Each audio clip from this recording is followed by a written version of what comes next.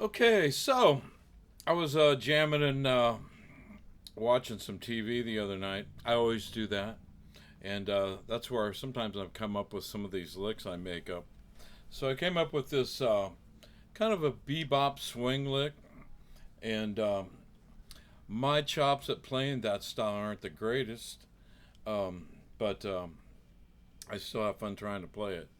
So here's the lick. I'll play it. It's going to be in the key of A, and then I'll explain how to play it and play it with a track.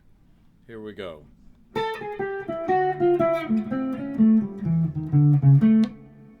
So that's the lick. One more time.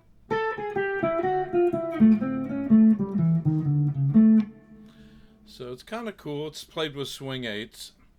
And so we start here again. It's in the key of A. You'd play this over a 13th, a 7th, a ninth chord. And I'm sure you could probably fit it into a blues tune, if it was a shuffle or a swing groove. I'm going to play it over a jazz track, though, which, you know. Again, so here we go. Starts here on the 10th fret of the B string with your third finger. Then it chromatically just goes down. 10, 9 second finger, 8 first finger. That's all on the B string. Then it goes to the ninth fret of the G string with your second finger on the G string. Then it goes to the 7th fret of the B string with your first finger. Then it comes up to the 10th fret of the G string, does this another chromatic passage here, to the 10th fret of the G string with your third finger, down to the 9th fret of the G string with your second finger. So now we have, this is the tricky part. You're there with the second finger. You have to come up here to the 7th fret of the D string with your first finger and hit that A note. And then you switch positions to play the next part of the lick. Come up here to the 5th fret of the G string with your first finger. Go up to the 6th fret of the G string with your second finger. To the 7th fret of the D string with your third finger. So now we have, and then down to the 5th fret of the D string with your first finger. There's a lot of chromaticism going there. Here, there,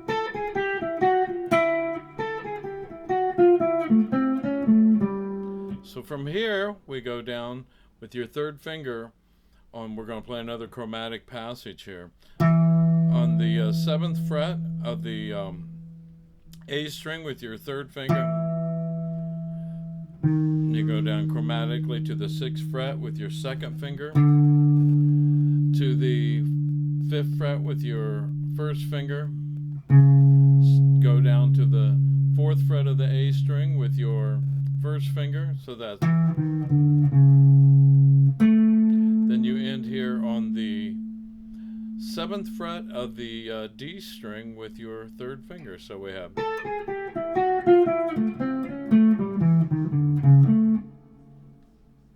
one more time. Wait a minute.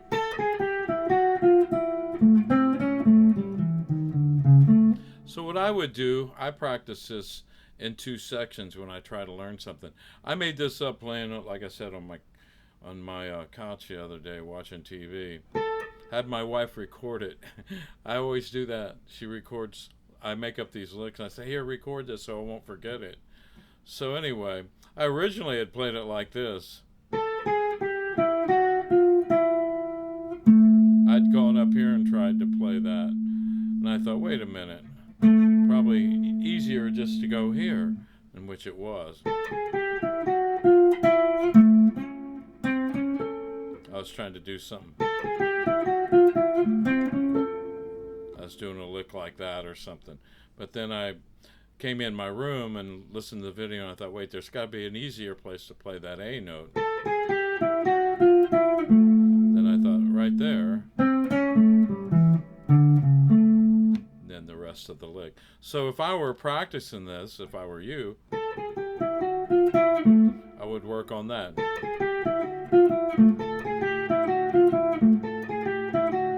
You know, repetition, repetition, then I would.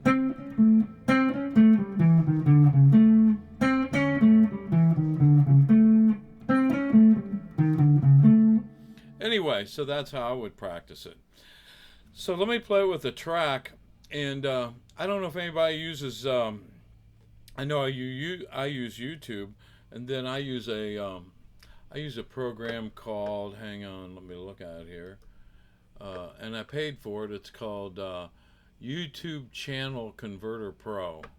So it allows me to download YouTube videos and put them in an MP format, or I can have them as a movie. I just converted to MP3s, so I can put them in a program I use called AnyTune, and AnyTune makes it so I can change the speed of it, or I can change the key of it.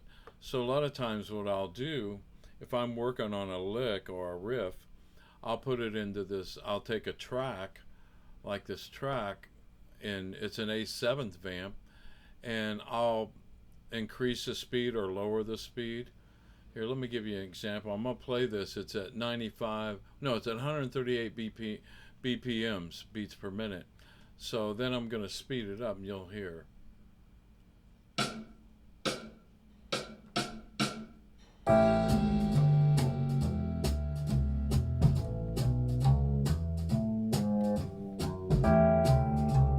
Okay, so now I'm going to speed it up. I'm going to take it to 160.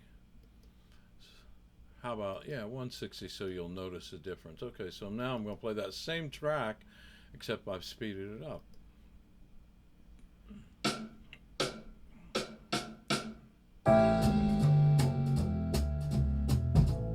Yeah. To play that lick I just showed you is a challenge at 160, trust me. But I'm working on it. So let me take it back down to 138 is a good speed. I can play it at about 145, but I'm going to put it at 138. So let me play that at that speed.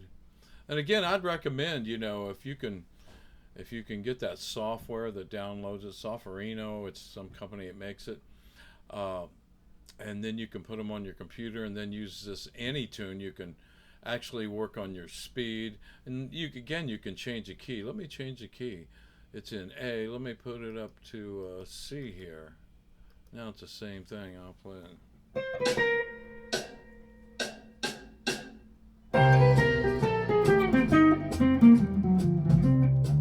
So there it is in C. But I showed it to you in A. So you can transpose and all kinds of cool stuff with this program. And that's why I like it. So here's this lick. It's in A. And again, it's at about 138. Here we go.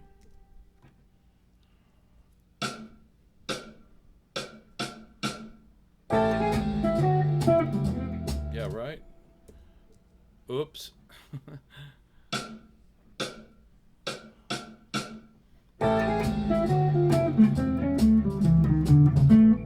One more time.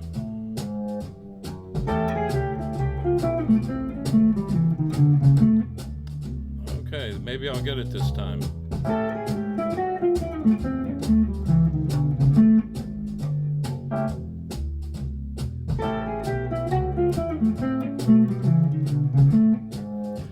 Okay, so there you go. That's the lick. Work on it. I'm going to. Like I said, I just made it up. I'm sure some jazz guys played that before me, but I thought it was kind of a cool lick.